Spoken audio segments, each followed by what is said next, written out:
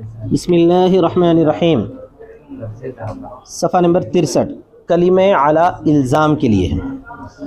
یہاں پر جو ہے بات چل رہی تھی حروف المعانی کی، ان میں سے کتنے گزرے؟ 4-5 تو گزر گئے، ٹھیک ہے۔ اب یہاں پر جو ہے کلمہ علی بہت آسان ہے۔ یہ علی کا کلمہ الزام کے لیے آتا ہے، یعنی کسی پر کسی چیز کو لازم کرنے کے لیے۔ وَأَصْلُهُ لِإِفَادَةِ مَعْنَى التَّفَوُّقِ وَالتَّعَلِّي، اور اس کی اصل تفوق اور تعلی کا فائدہ دینے کے لیے ہے۔ جہاں پر بھی اعلیٰ آتا ہے تو وہ جو کسی پر دوسرے پر الزام دیتا ہے تو وہ آدمی کیا رہے گا؟ اونچا رہے گا، بلند رہے گا، تبھی جا کے ذمہ داری دیتا ہے۔ سمجھ میں آ گیا نا؟ تو اس کے اندر تفوق اور تعلی کا معنی پایا جاتا ہے۔ وَلِهَذَا لَوْ قَالَ لِفُلَانٍ عَلَيَّ أَلْفٌ يُحْمَلُ عَلَى الدَّيْنِ، اسی وجہ سے اگر کہا فلاں کے لیے مجھ پر 1000 ہے، فلاں کے لیے مجھ پر 1000 ہے، تو وہ دین کے لیے پھیرا جائے گا، محمول کیا جائے گا۔ کیا مطلب ہے؟ میں اگر اقرار کروں کہ فلاں کے لیے مجھ پر 1000 ہے تو یہ سمجھا جائے گا کہ وہ 1000 قرض کے ہیں، یا تو میں نے ان سے پیسے ادھار لیے تھے، یا جو ہے کوئی چیز خریدی تھی اور ادائیگی باقی ہے، یا اگر وہ عورت ہے ہو سکتا ہے کہ میں نے اس سے نکاح کیا اور مہر ادا نہ کیا ہو۔ یہ سب کیا ہے؟ دین ہے۔ قرض مخصوص رہتا، دین بولے تو دینا۔ ذمہ داری میں جو پیسے واجب رہتے ہیں وہ دین ہے، چاہے وہ کسی بھی طرح کے ہوں، چاہے وہ مہر کے ہوں یا خریدی کے ہوں، حضرت تھوڑی چل قرض کے ہوں، کرائے کی بھی ہو سکتے ہیں، وہ بھی دین ہے۔ اب جیسے میں کرایہ دار ہوں، مکان میں رہ رہا ہوں اور کرایہ دیا نہیں تو وہ دین ہے میرے اوپر، وہ چنانچہ اعلیٰ اسی وقت میں استعمال ہوتا ہے، علیہ الفن کا مطلب محمول کیا جائے گا دین پر، بخلاف ما لو قال عندی او معی او قبلی، برخلاف اس صورت کی جب کہ اس نے کہا میرے پاس فلاں کے 1000 ہیں، تو امانت کے ہو سکتے ہیں، ہدیے کے ہو سکتے ہیں، ایسا میرے اوپر نہیں بولتے اس وقت، میرے پاس، یا معی بول سکتے ہیں، یا میرے ساتھ، یا قبلی میری جانب، قبل وہ تو جانب۔ وعلى هذا قال في السير الكبير، امام محمد نے سیر کبیر میں اسی کو فرمایا، اذا قال رأس الحصن آمنونی على عشرة من اہل الحصن، قلعے کے سردار نے، رأس الحصن کو تو قلعے کے سرے نے، سر بولے تو کیا ہے؟ سردار، قلعے کے سردار نے کہا آمنونی علی 10 من اہل الحصن، مجھ کو امن دے دو قلعے والوں میں سے 10 پر۔ کیا مطلب؟ مجھ کو امن دے دو قلعے والوں میں سے 10 پر، یعنی اس قلعے والے میں 10 آدمی اور اس پر مجھے 11 کو امن دے دو، یہ مطلب نکلتا اس کو، ٹھیک ہے۔ ففعلنا، تو ہم نے کر دیا، یعنی مسلمان فوج جا کے کیا کری؟ قلعے کے اطراف میں گھیرا ڈال کر اقتحام کر کے بیٹھ گئی تھی، تو وہاں سے ایک آدمی باہر نکل کے بول رہا مجھ پر 10 آدمیوں کو امن دے دو، مجھ پر ففعلنا، تو ہم نے کر دیا۔ فالعشرۃ سواہ، تو 10 اس کے علاوہ شمار ہوں گے، وہ 10 رہیں گے، 10 کے اوپر کے سردار رہیں گے وہاں پہ، کیونکہ اعلیٰ ہے نا، میں مجھے دے دو 10 پر بولا۔ فالعشرۃ سواہ وخیار التعیین لہ، اور تعیین کا اختیار اسی کو ہوگا، تعیین کا اختیار اسی کو ہوگا، ہاں 10 کس کو لیتا اس کی اپنی مرضی ہے۔ اس کے بعد وہ 11 آدمیوں کو چھوڑ کے بقیہ پوروں کو کیا کریں گے؟ غلام بنا لیں گے، سمجھ گئے نا؟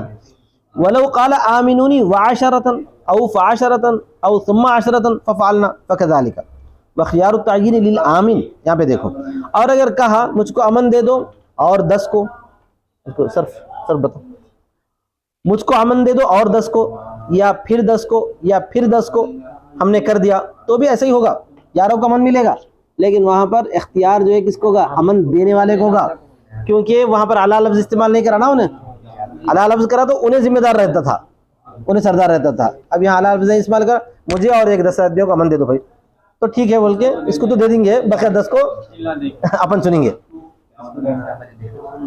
اور تعیین کا اختیار آمین کے لیے ہوگا، ٹھیک ہے؟ آئی بات سمجھ میں؟ بس کیا سمجھا؟ کیا فرق ہے دونوں اعلیٰ میں اور ثم میں؟ اعلیٰ الزام کے لیے ہے، لہذا تعیین کا اختیار کس کو ہوگا؟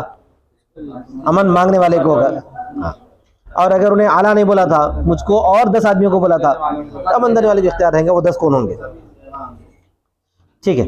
وقد يكون اعلیٰ بمعنى الباء مجازا، اعلیٰ کبھی کبھار با کے معنی میں مجازن آتا ہے، جیسا کہ حتی لو قال بعتک ھذا علی 1000، میں نے بیچا تجھ کو یہ 1000 پر، یعنی 1000 کے بدلے بولے ایسا، 1000 کے بدلے. یکون علی بمعنی الباء، علی با کے معنی میں ہوتا ہے، علی با کے معنی میں ہوتا ہے. ہفتہ سمجھ یاد کرو کہ بتاؤ اس کو. لقیام دلالت المعاوضہ، معاوضہ کے دلالت قائم ہونے کی وجہ سے، کیونکہ میں نے تجھ کو بیچا یہ 1000 پر، بولے تو کوئی 1000 کے بدلے میں معاوضہ آ رہا نہیں آ رہا، ہاں تو معاوضے کی وجہ سے وہاں پر جو ہے علی با کے معنی میں ہو گیا، با کے واسطے آتا ہے بدل کے آتا ہے، تو علی بھی بدل کے لیے ہو گیا. ٹھیک ہے. یکون علی بمعنی الباء، معاوضہ کی دلالت کے قائم ہونے کی وجہ سے. وقد یکون علی بمعنی الشرط، قرآن مجید میں ہے یہ، اور علی کبھی شرط کے معنی بھی آتا ہے، علی کبھی جیسا کہ اور اللہ تعالی یبایعنک علی الا یشرکن باللہ شیئا، اللہ نے فرمایا کہ وہ تم سے بیعت کریں گی اس شرط پر کہ وہ اللہ کے ساتھ کسی چیز کو شریک نہ کریں. وہاں پر علی کے معنی کے لیے شرط کے معنی.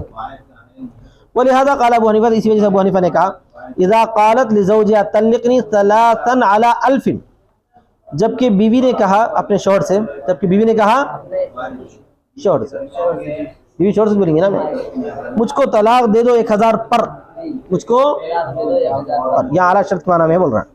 اس نے طلاق دے دیا ایک، اس نے طلاق دے دیا ایک، تو مال واجب نہیں ہوگا، مال واجب نہیں ہوگا، کیونکہ بیوی اعلیٰ شرط لگائی تھی، 3 دیے تو 1000 روپے دیتی تھی. سمجھ میں آیا نا؟ تو لأن الکلمۃ ہا ہونا تفید معنی شرط، اس لیے کہ کلمہ یعنی کون سا کلمہ؟ اعلیٰ، یہاں پہ شرط کے معنی کا فائدہ دیتا ہے. فیکون الثلاث شرطا للزوم المال، تو 3 جو ہے شرط ہوں گے مال کے لازم ہونے کے لیے. اس کے بعد آتا ہے کلمہ فی ظرف کے لیے آتا ہے، یہ تو سب بولتے ہیں. کبھی کبھار ظرف مکان بھی ہوتا ہے، کبھی کبھار ظرف زمان بھی ہوتا ہے، تھوڑا لمبا چلتا ہے یہ. وہ بھی اعتبار حاضر اصلی قال اصحابنا، اسی اصل کے اعتبار سے ہمارے اصحاب نے کہا اذا قال غصبت ثوبا فی مندیل، جبکہ کوئی کہا میں نے غصب تو نہیں بولا، غصب یغصب نا، غصبت ثوبا فی مندیل، میں نے غصب کیا کپڑے کو مندیل میں، رومال میں، توال میں لپٹ کے رکھتے تھے. او تمرن فی قوسرت، یا کھجور کو ٹوکرے میں، کھجور کو لازماہ جمیعا، تو اس کو لازم ہوں گے دونوں کے دونوں. کیونکہ ایک آدمی پہ الزام ہے، بھائی غصب کا الزام ہے، اس نے اقرار کر لیا، کیا کر لیا؟ میں نے غصب کیا تھا کھجور کو ٹوکرے میں، بولے تو ٹوکرا بھی غصب کیا، بولے ایسا کیا غصب کیا؟ اسی طرح میں نے کپڑے کو غصب کیا توال میں یا رومال میں، تو غصب میں کون شامل ہے؟ توال بھی شامل ہے، تو اس کو لازم ہوں گے دونوں کے دونوں. ثم هذه الكلمة تستعمل في الزمان والمكان والفعل، اب ہم اب تک دوچ پڑے تھے، فی زمان میں استعمال ہوتا ہے، مکان میں استعمال، یہاں پہ فعل میں بھی استعمال ہوتا ہے. پھر یہ کلمہ استعمال کیا جاتا ہے زمان میں، مکان میں اور فعل میں، اب ہر ایک کی الگ الگ تفصیل. اما اذا استعملت فی الزمان، بہرحال جب استعمال کیا جائے زمان میں، اس طور پر کہ کہے انت طالق فی غد، تجھ کو طلاق ہے کل میں. فقال ابو یوسف و محمد یستوی فی ذلک حذفها و اظہارها، ابو یوسف اور محمد کہتے ہیں اس میں برابر ہے اس کا ظاہر کرنا اور حذف کرنا. انت طالق غدن بولنا یا انت طالق فی غدن بولنا برابر ہے، بولتے ظرف زمان میں فی کا استعمال کرو یا نہ کرو ایک ہی ہے. حتی لو قال، یہاں تک کہ اگر اس نے کہا انت طالق فی غدن، تجھ کو طلاق ہے کل میں، کان بمنزلۃ قولی انت طالق غدن، یہ اس کے قول انت طالق غدن کے درجے میں ہے، انت طالق غدن کے درجے میں. اب حکم کیا ہے اگر کوئی کہہ دیا ایسا؟ یقع الطلاق کما طلع الفجر فی الصورتین جميعا، تو طلاق واقع ہوگی جیسے ہی فجر طلوع ہو جائے دونوں صورتوں میں، فی الصورتین جميعا میں تو دونوں صورتوں میں. اگر عباس میں بولے تھے انت طالق فی غدن یا بولے تھے انت طالق غدن، دونوں صورتوں میں حکم ایک ہی ہے، جیسے ہی کل صبح فجر صادق طلوع ہو، سحر کا ٹائم ختم ہو گیا ہوتے ہی طلاق پڑ جاتی. لیکن ابو حنیفہ کیا فرماتے ہیں؟ فرق دونوں میں فرق ہے، حذف کرنا الگ ہے، ظاہر کرنا الگ ہے. وذهب ابو حنیفہ الى انها اذا حذفت يقع الطلاق كما طلع الفجر، ابو حنیفہ اس بات کی طرف گئے ہیں کہ جب حذف کیا جائے تو طلاق واقع ہوتی جیسے ہی فجر طلوع ہو جائے. واذا اظہرت، جب اس کو ظاہر کیا جائے، کان المرود وقع الطلاق في جزء من الغد على سبيل الابهام، تو مراد ہے طلاق کا واقع ہونا کل کے کسی جز میں، ابہام کے طریقے پر. اب انہیں یہاں کیا فرماتے معلوم ہے؟ جب فی اگر بول دیا کل مبہم طریقے پر کسی ایک جز میں طلاق ہے. اب وہ مبہم طریقہ کیسا ہے؟ اگر انہیں کوئی نیت نہیں کر لیا تو پہلا جز ہی 6. اگر کوئی نیت پہلا جز، اگر نیت کر لیا درمیانی جز یا آخری جز تو اس کی نیت کے اعتبار سے طلاق پڑیں گے. آئی بات سمجھ میں؟ مثال کی طور پر عباس میں بولے انت طالق فی غدن، کوئی نیت نہیں ہے، تو ابو حنیفہ کیا فرماتے ہیں؟ صبح ساتھ طلاق پڑ جاتے ہیں، کیونکہ مبہم طریقے پر کسی ایک جز میں طلاق پڑ گئی. یا عباس میں یہ نیت کر لیے لیکن دوپہر میں ظہر کی نماز کے ٹائم پہ، سمجھ میں آئے گا نا، تو اس نیت کے حساب سے اس سے پہلے تک وہ بیوی ہے.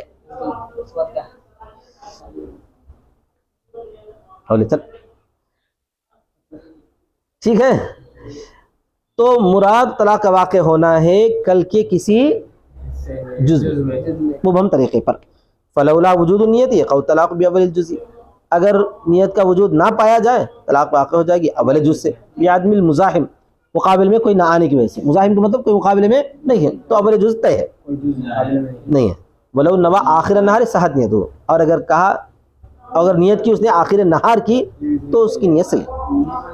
ومثال ذلك فی قول رجل، اور اس کی مثال ہے ایک آدمی کے قول میں ان سمت الشہر فانت کذا، اگر تو نے روزہ رکھا مہینے کا تو تو اس طرح ہے، یہ تجھ کو طلاق ہے. تو مہینے کا روزہ رکھے تو تجھ کو طلاق. فإنه يقع على صوم الشهر، تو وہ واقع ہوگی مہینے کے روزے پر، یعنی پورا مہینہ بھر روزہ رکھے تو طلاق پڑے گی، نہیں پڑتی. ولو قال ان صمت في الشهر فانت كذا، اور اگر یوں بولا اگر تو روزہ رکھی گی مہینے میں تو اس طرح ہے، تو طلاق والی ہے. یقع ذلك على الامساك ساعة في الشهر، تو واقع ہو جائے گی وہ رکنے پر ایک گھڑی مہینے میں، مہینے میں ایک گھڑی رکے تو بھی کیا ہے؟ طلاق پڑ جائے گی. فی بول کے لیا نا جز، تو امام ابو حنیفہ کے حساب سے فی کا ظاہر کرنا، فی کا حذف کرنا، دونوں میں فرق. آئی بات سمجھ؟ یہ تو ہے لفظ فی کا استعمال زمانے میں. واما فی المکان، لفظ فی کا استعمال مکان میں بھی ہوتا ہے، جگہ میں. جیسے مثال کے طور پر کوئی بولا میری بیوی کو طلاق ہے مسجد میں، کیا بولا؟ تو کیا حکم ہے؟ دیکھو واما فی المکان فمثل قولی انت طالق فی الدار، اور بہرحال مکان میں تو جیسا کہ اس کی قول کی مثال ہے تجھ کو طلاق ہے گھر میں، او فی مکہ، یا مکے میں. یکون ذالک علی الاطلاق، یکون ذالک طلاقا علی الاطلاق فی جمیع اماکن، تو وہ طلاق واقع ہو جائے گی مطلق طور پر تمام جگہوں میں. مکے میں جا کے نہیں پڑیں گی، وہ جہاں بولے وہیں پڑ جائیں گی. سمجھ میں آ گیا؟ تب وہ بھی اعتبار معنی ظرفیت قلنا، یہاں تک بات ختم ہو گئی. ٹھیک ہے، اور ظرفیت کی معنی کے اعتبار سے ہم نے کہا اذا حلف على فعل واضافه الى زمان و مکان فان كان الفعل مما يتم بالفاعل يشترط كون الفاعل في ذلك الزمان او المكان، فان كان الفعل يتعدى الى محل يشترط كون المحل في ذلك الزمان والمكان، لان الفعل انما يتحقق باثره واثره في المحل. چونکہ فی کے اندر زمانے کا معنی پایا جاتا نہیں پایا جاتا، زمانے کا مکان کا، ظرف کا معنی. اور ظرفیت کے معنی کے اعتبار سے ہم نے کہا، اور سے سن، ظرفیت کے اعتبار سے ہم نے کہا اذا حلف على فعل واضافه الى زمان و مکان، فی میں زمانہ بھی پایا جاتا، مکان بھی پایا جاتا، دونوں کا اعتبار. جب قسم کھایا کسی فعل پر، جب قسم کھایا کسی فعل اور اس کو منسوب کیا زمانے کی طرف یا مکان کی طرف، اس کو اب دیکھو فإن كان الفعل مما يتم بالفاعل، اگر وہ فعل ایسا ہو جو فاعل سے پورا ہو جاتا ہو، یعنی فعل لازم ہو، اگر وہ فعل ایسا ہو پورا ہو جاتا تو شرط ہے فاعل کا اس زمانے میں یا مکان میں ہونا، شرط ہے فاعل کا اس زمانے میں اس مکان میں ہونا. لیکن اگر وہ فعل متعدی ہو، وہی فإن كان الفعل يتعدى إلى محل، اور اگر وہ فعل ہو جو محل کی طرف متعدی ہوتا ہو، جو فعل ہو مطلب متعدی کسی انسان کی طرف نہیں، مفعول بہ کی طرف نہیں، محل کی طرف متعدی ہوتا ہو، کسی محل کی طرف، شرط ہے محل کا اس زمانے میں یا مکان میں ہونا، محل کا اس زمانے میں یا مکان میں. محل میں تو مفعول بہ بھی ہو سکتا ہے، مفعول محل بول کے کیا مراد ہے؟ مفعول بہ میں مراد ہے، ہاں، اس زمانے میں مکان میں ہونا. لأن الفعل انما يتحقق بأثره، اس لیے کہ فعل ثابت ہوتا ہے اپنے اثر سے، فعل ثابت ہوتا ہے اپنے اثر سے، اور اس کا اثر محل میں ہوتا ہے، اور اس کا اثر محل میں پاتا جاتا ہے. قال محمد، امام محمد نے کہا فی الجامع الکبیر، جامع کبیر میں، اسی کی مثال دے رہے ہیں. دیکھو اذا قال، جب کہ کہا ان شتمتک فی المسجد فکذا، اگر میں نے تجھ کو مسجد میں گالی دی تو اس طرح ہو، یعنی میرا غلام آزاد ہو یا میری بیوی طلاق پڑے. اگر میں نے تجھ کو گالی دی مسجد میں، تو یہ گالی دینے کا فعل جو ہے صرف فاعل سے پورا تھوڑی ہوتا، کسی کو گالی دینا پڑتا نا بھائی، مفعول ہے. تو اب یہاں پر کیا حکم ہے؟ اگر میں نے تجھ کو گالی دی مسجد میں، تو گالی دینے والا مسجد میں رہنا ہے یا گالی جس کو کھایا جا رہا انہیں مسجد میں رہنا ہے؟ گالی دینے والا مسجد میں رہنا ہے. سمجھ میں آ گیا تھا؟